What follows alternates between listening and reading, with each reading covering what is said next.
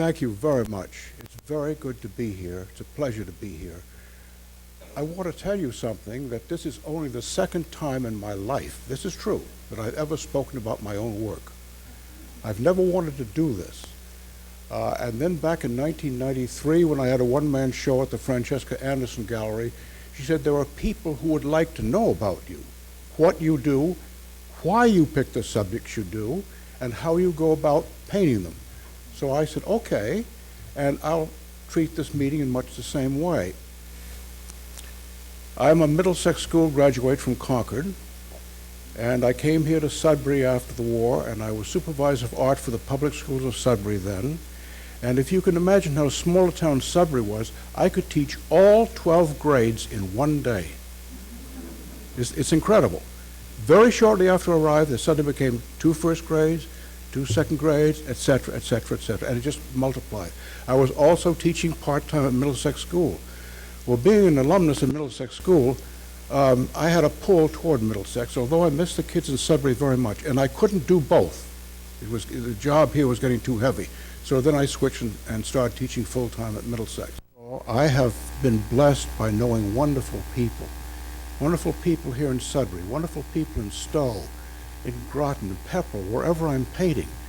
It's been a blessing to meet these people, and I've met some real characters. The painting the library owns here, and I think they should put a sign there, is the back of Ralph Barton's barn. Now, there's nothing there, I don't think, to tell people that this is a Sudbury subject. I meant to mention that to somebody. I think there should be a note there, this is the back of Barton's barn. Well, Ralph Barton was a friend and a real character. And while I was working that picture, I found that doing the detail I was doing, I always stood up when I painted the big oils, but it was easier to work in the detail when I was sitting for the watercolors. This was a large picture, and I was sitting with my easel in front of me, working on the detail, and I hear this footsteps in the grass behind me, and there's Ralph Barton. He's looking at my picture. Well, most artists are quite egocentric, so I thought he was going to say something nice about the picture. Well, he said nothing nice about the picture. What he says was, well, it's too bad like you. I didn't get a sitting down job to carry me through my old age. So this was very, very typical of Ralph Barton. And then, like Andrew Wyeth, I get attached to a farm because I am drawn to it. I feel an aura. I like the place. And I will paint there for years sometimes. Now, Norman Livermore's farm in Acton, I painted 25 pictures there. Some small, many of them very, very large pictures. And I got to know Norman very well.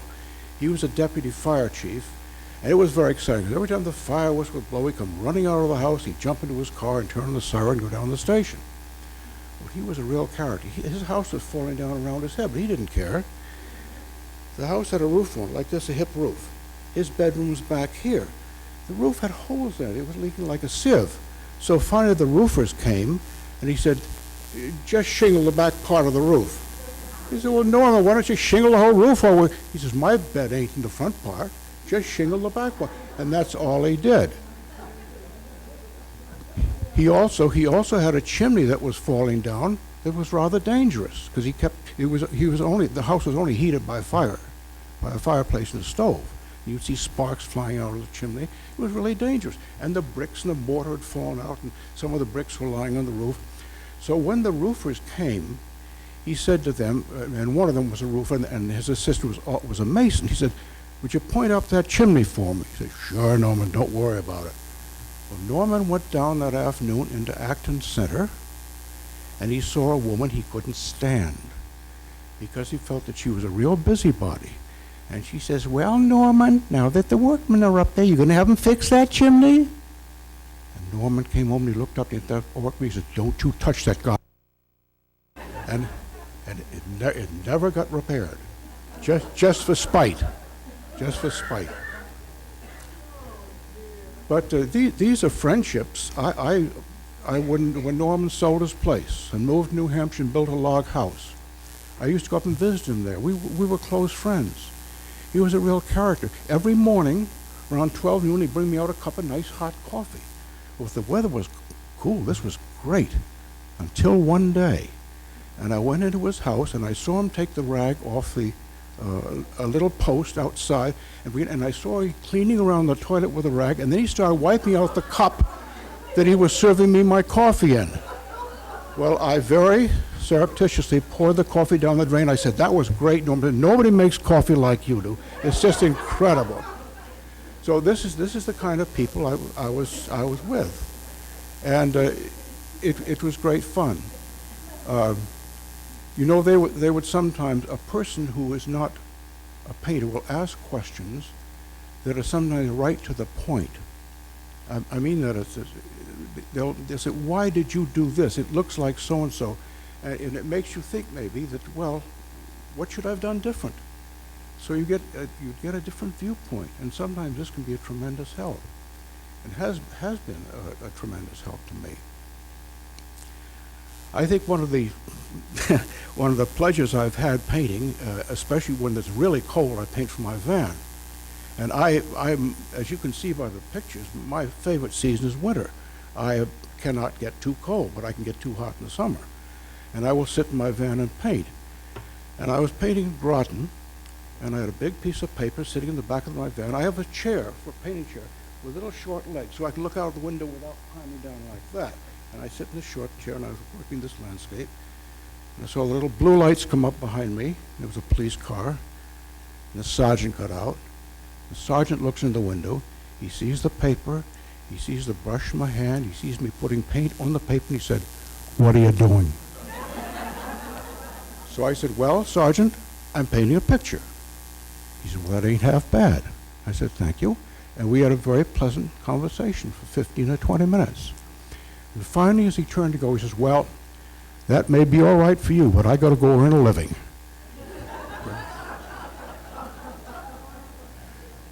But, I mean, these are the pluses of working outdoors. It's great fun. And over the years, I've seen such changes. Back in 1948, 1950, 51, I could park any place. And people from a neighboring farm, this has happened many, would come over and say, "I see you're painting a picture of our farm, right? We're going to have lunch about 1:30. Will you join us for lunch?" I said, "I'd be delighted to." 1:30, I'd go down, and I'd sit down. I'd have a pork dinner or whatever they are having for lunch. Nowadays, you park any place, for any length of time, either 30 seconds, and the police are there, right in a minute, hassling you on and pushing you on. It's just the signs of our times, and I just get used to it. I get used to explaining what I'm doing and why I'm doing it and so forth. I was just interviewed last week for an article that's coming out in the Boston Herald the 17th. And the interviewer, after looking around the studio, said, "Don't you ever paint anything but fallen down buildings?" Well, I figured that was a legitimate question. I said, I don't really. I'm aware that I'm painting falling down buildings. So I paint anything that is of interest to me. And I don't paint, in many people's eyes, I don't paint pretty pictures, but I paint pictures that stir me emotionally. So I think without saying anything further, I'll press a few buttons and I hope something happens. I've never seen such a dial here. It's like a spaceship. This was at the end of a very heavy snowstorm in Petersham, Massachusetts. And I drove to the spot and parked, and it was so quiet. There was nothing moving around, no birds, no animals, no sound of barking dogs, nothing. And I thought, this is great. And I made this drawing, and when I was almost finished, this little pink truck came around the corner and started up the street. So I thought, well, okay, well, I'll use that pink truck. And as the truck was approaching, I took a photograph of it, and I put it back where it belonged there. So this was just called midwinter, I think it was 1995 or whatever.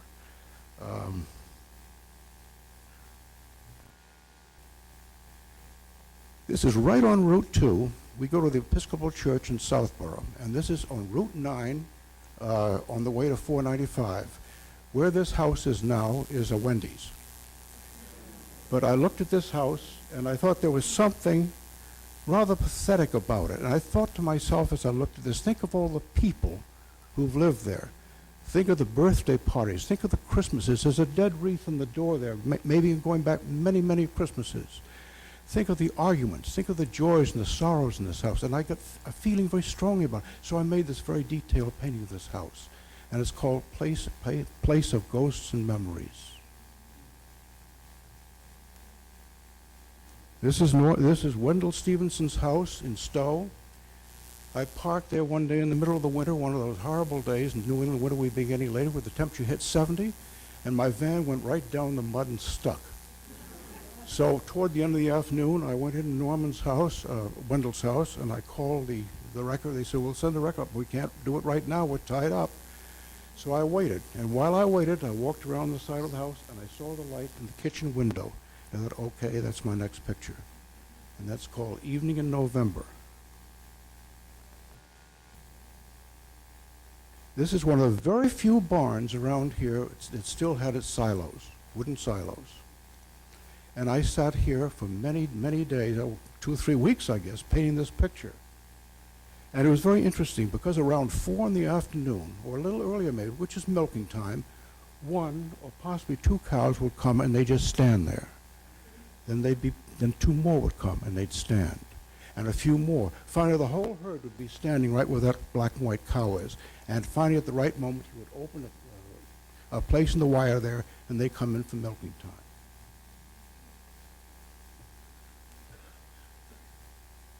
Okay, now, let me ask you this. Does anybody know where this is? This is in Sudbury. And it's a place I took my painting classes for years. This goes way back. This goes back to the late 40s, early 50s. As you're leaving Sudbury, you're going down Concord Road, and you take the turn there. You start down toward that swampy area, and then there is a sharp left. It's at that sharp left where this farm used to be. It's now completely grown up. The pines are gone, the trees are gone, the buildings are gone. There's nothing left. It's all heavily wooded now. And my children call this Santa Claus Place because the old man who lived there had a long white beard. But I love this farm and went there for years painting. Is that right? Really? Well, I love that place. I'm sorry it's gone. I'm sorry it's gone. Because I used to take painting classes there week after week. And this was painted almost entirely from memory. I had some little black and white pencil drawings, maybe 2 by 3 inches. That's all I had to go by. The rest, I went entirely by memory, and I love the place. Look at those little barns leaning into each other. I think it's wonderful. That's Walker's Barn, Sudbury. A lot of that was painted by memory. I had 2 paintings to go by of the barn, a small one and a big one. So I had that to use as information. I had a small black and white photograph of that large tree, which hasn't been there for many, many years. The house is still there. The barn, the tree, and everything is gone now. Now that's Norman's house, and the cloth I was telling you about that's hanging out in that thing to dry there is no more need be said. You know, this place was a chaotic mess, but he didn't see it as a mess. This was his home. He really didn't see that this was a mess. And it was horrendous, but I loved it.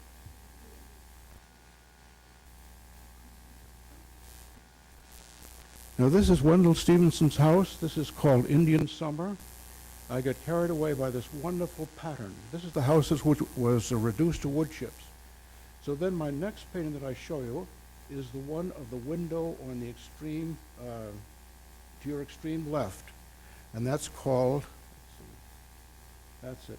And that's called, what is it called? Just shows what happens when you have a senior moment. Anyway, the neighbor came over to me and he said, you know, Wendell left last night. He was taken to a nursing home. Well, I didn't know that when I started making the sketch. He said, he's gone, and he'll never come back. Oh, I know, it's called The Last Chapter. And he said to me, he says, you know, what you're painting is truly the last chapter. And I thought that was a wonderful title, because there it is, just as Wendell left it, the daily paper in the back of the chair, the geranium dying for lack of water, the old radio in the upper shelf with the wires hanging down, and the reflection of the trees behind me. So I thought the last chapter was a wonderful title. And that's another part of Wendell's house, that very pathetic-looking bay window, and I call that Gone Away. All these were painted after he had left. Incidentally, he had no plumbing in the house at all, just had an outhouse. He had no electricity. One line came in with a naked bulb hanging down the kitchen, and he kept, I think, a 300-watt bulb in that to brighten the whole kitchen. But the only water he had was from a pump in the sink, which he'd have to take to the stove and heat if he wanted a bath.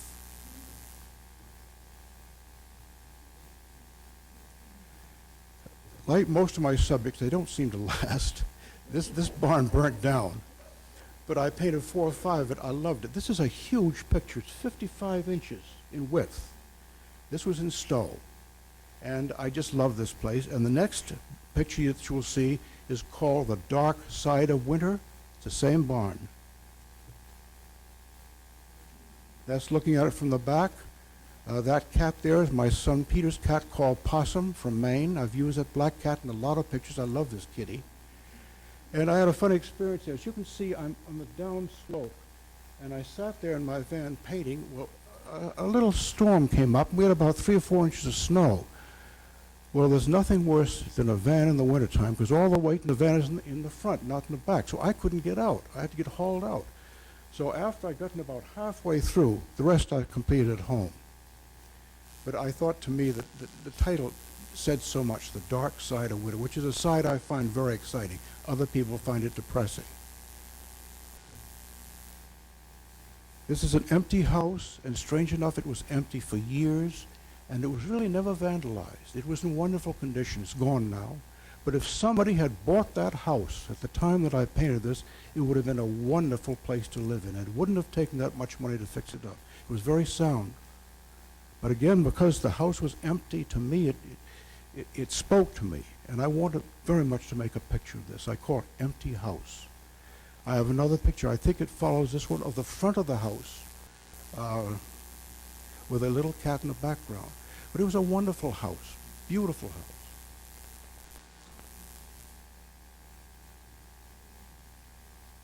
I love those purple draperies in the door. Little cat in the background. I call this waiting. The cat is obviously waiting for something, and everybody else is waiting for spring. As the snow gradually recedes from the building, the snow pulls away from the heat of the building and gradually melts. And people walking around have melted the snow in the lines of their footprints.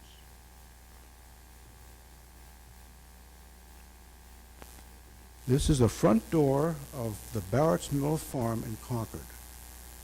I call this Yesterday, Today, and Tomorrow because the whole story of man's cycle is here. Obviously, it's yesterday. The Halloween pumpkin is going soft and mushy. The Christmas wreath from past years is dead in a doornail.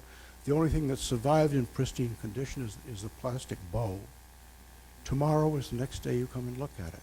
So I thought that title suited the subject. Yesterday, Today, and Tomorrow.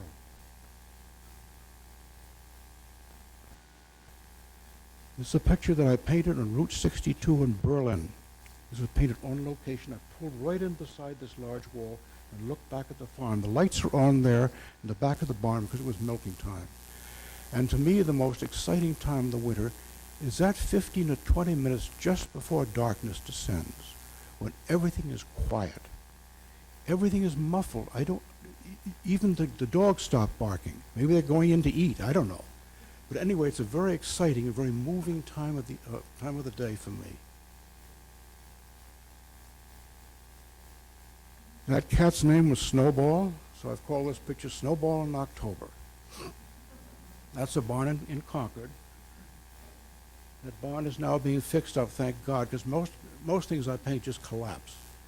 And my son who lives in Maine says, "Don't you dare come up and paint my house." And I promised him I wouldn't do that. Now, the next picture that follows this is called Spectral Barn, which you saw in the video. That's the same barn on a this is better color than it was in the video. As it mentioned, I started painting this in the early morning with a little drizzle falling. And while I'm sitting in the van, I can feel the cold coming like a shade pulling down. And gradually the rain turned to sleet and then to fine, fine powder-like snow. And I watched this happen. It was wonderful. The barn began to recede into the distance till almost nothing was left but the doors and windows. That's a scene right outside my backyard. That's called Into the Woods. That's just what Harvard Woods look like behind my house. We've been in Harvard now for almost 33 years.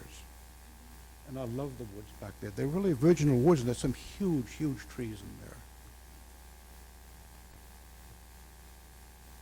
That's, again, the same woods at a different time of day. That's the picture that my wife owns.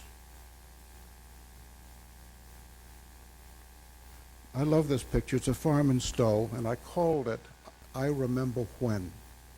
Because I remember when those windows had glass in them. I remember when there were animals in that farm.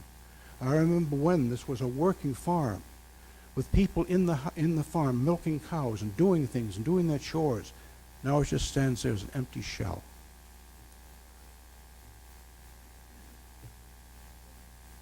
That's my picture of the bishop. The picture meant a lot to me because I love this guy. And depending upon whether you liked him or didn't like him, there are many ways of interpreting this picture.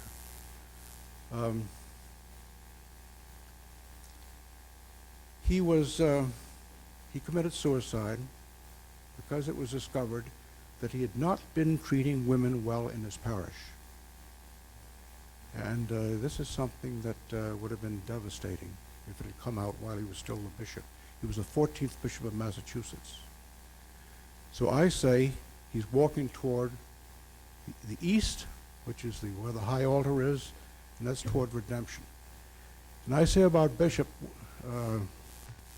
Walker, I said, look, my feeling is if God can forgive David for the adultery and killing of his wife's husband, and yet made David the greatest king Israel ever had, then God has forgiven the bishop. That's just my own feelings about this. Again, if you have this bishop walking toward the west of the cathedral, he's walking toward the rose window, and that's toward sunset and perdition. So you can interpret this any way that you want to. That's the house in Bauernhaus in Austria. I just was taken away. This picture is in Bressanone in northern Italy. My wife and I were spending 2 weeks there, and we came around the corner of the town square to the back behind the square. And I looked up and said, oh my God, look at, only the Italians would put a bunch of flowers on the roof like that. And I thought it was wonderful. I thought it was beautiful. And I made my drawings right then. The painting is huge. It's 45 inches long or more. So I made my drawings there in quite some detail and painted it at home. And my wife said, do you think those flowers were real or were they plastic? I said, I'd hate to think that they were plastic. So we went back again last year, the same spot, and the flowers were different. So thank God they were real flowers. They were not plastic. There are two chimneys there. I think the tall chimney with the smoke coming out of probably came from the cook range. The other heavier, larger chimney was the chimney that went down to the furnace that heated the building. This was painted in late September. And this is a 16th century farm in Austria. There's a rather macabre story about this. I drove into this farm, and I said in my halting German to the farmer, I said, do you mind if I set up and make a sketch of your farm? He says, no, I don't care. You go ahead, do whatever you want. So right over here, just to the left of the chickens there, they had just slaughtered a pig, and the ground was covered with intestines and blood. And I thought, oh my God, this is wonderful color. I've got to put that in my picture. My wife said, no, you don't. Absolutely not. No guts, no blood in the picture. So I said, okay, no guts, no blood. There is a town in Bavaria called Landshut. It's one of the very few towns in Germany that completely escaped Allied bombing. There were no targets in Landshut. There was no reason to bomb. It wasn't a strategic city. So this city exists today as a perfect example of a European medieval town. The buildings are exactly the way they were. They've been restored. Many of them have been repainted, but it's a most beautiful town. I found this door on a back street, and I thought it was very intriguing. I also learned that this town was the center of the Black Death of the bubonic plague that swept Europe in the 1600s. So in my sort of perverse way of thinking, I said, well, then there should be a bubonic plague carrying rat in the picture. So I put one in right at the, well, where is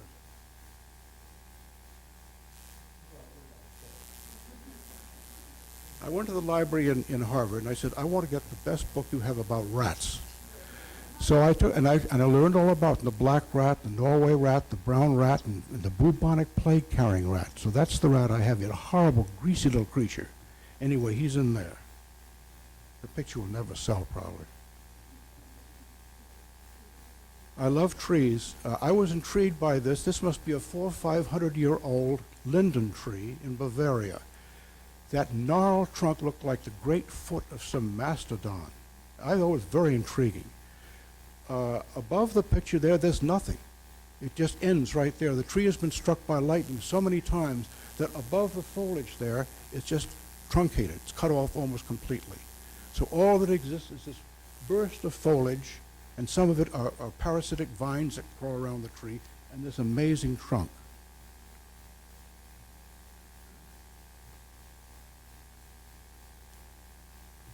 This is called the bare bones of winter. This is an enormous, it's either an ash or a hickory, I'm not sure which, but a gigantic tree. And I found this in Berlin. We went to buy some plants for Christmas. And, there was a place that sold cut flowers and indoor house plants. We went there, and this tree was in the backyard. I thought it was quite incredible. That's called Let the Day Go Home. That's a tree in Harvard. It's painted on location, just at sunset time. You're looking there over toward Mount Wachusett.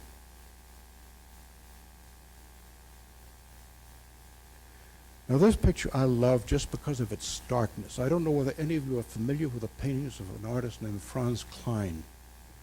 Great modern painter.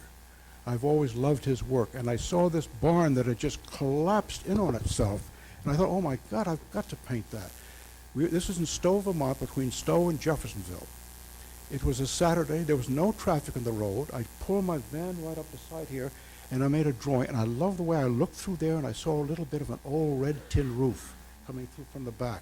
But to me, it was very exciting. People think I'm very strange to paint things like this. To me, it's exciting. I love the pattern. I love the starkness of it.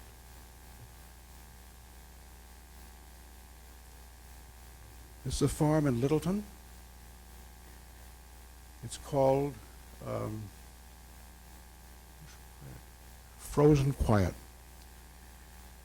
My ears are always in tune to pick up a title that will fit the mood of a picture. I turned in a show, that show on BZ, and I heard them describe a town in the winter up in Maine. They said it is so quiet, and it is so cold, it's really frozen quiet. Uh-oh, that's it. That's my title. Now, I think the last few slides I have a love affair with vehicles. I've been painting old vehicles since back in the 1950s. And these last three, I think, are slides of different trucks that I've painted. One is this truck here. Oh, House of Medusa, you know about that. This is a picture of a barn in Petersham, Mass. This is going to the Butler Institute of American Art this December for a show there for the winter. I saw this barn leaning at this wonderful angle, and I very much wanted to make a statement about the loneliness of this barn. So I put in this very brilliant, deep ultramarine blue background behind it to push that distance, and sort of like a Vermont distance behind it. I put one crow up in the sky and a dead tree that I'd painted in Harvard. That's a great saying among country people. You've heard it as many times as I have, probably. Well, how long will it take me to get there? Well, as a crow flies, about 2 minutes, but I guess if you're going to drive, it's 20 minutes. So I say this is as the crow flies.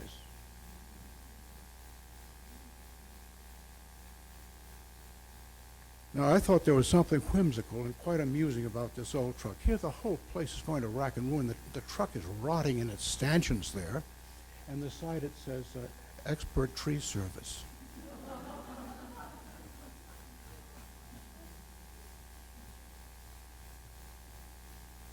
This is my son's 1951 Dodge. He has two Dodges up in Maine. I painted them both. I was just very intrigued with the abstract pattern here of doors and windows. This again, his truck's just sitting out there vegetating. This was in the middle of the winter. The next one is in the middle of the summer. And what I want to do is contrast the inside of the truck to the bright green of the grass and the stone wall and the woods beyond. I was intrigued here by the abstract qualities of it, the way the gear shift knob and the wheels seem to emerge from this black pit. I thought that was terrific. I also love that color red inside that Dodge. Well, this one I had to finish up in a great hurry at home because my son said, I'm selling this truck. Who wants to buy these things? I said. Well, somebody in the neighboring town was going around from farm to farm buying up Dodge trucks. He'd take them back to his barn, and he'd put them in mint condition and resell them. So this was one of the ones that he bought. So I got the picture finished in time. Well, I think that is... Oh, this is the last one I finished just before I went to Austria. This is called Sunday Afternoon. Now, this is a perfect example of how I sometimes will put a picture together.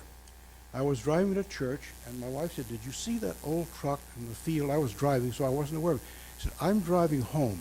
Now, I'll slow up, and we'll take a look. It was a dark day, and I looked, and I saw the shell of a truck in this field of snow. I said, oh, my God. I came back the next day and made a drawing. And I wanted to give the feeling of this truck and the surrounding area. So this is a picture put together of many memories. The farm buildings in the background are a house and barn that I painted in Carlisle maybe 60 years ago. The stone wall is my own stone wall in Harvard. The truck comes from Southborough, and that big, huge dead apple tree there was one I sketched last summer in Freeport, Maine. So, so a lot of ideas went into this picture. You know, it's funny how people interpret things, but my grandson looked at that. He's now in his 30s, and he said, you know, Grandpa, he said, I know what that picture meant. It meant that you used to have a great time, and you go out driving in that car, and now those times are gone. Now the car is just rotting in the field. Well, that's one interpretation. I said, if you want to believe that, I said, that sounds great with me.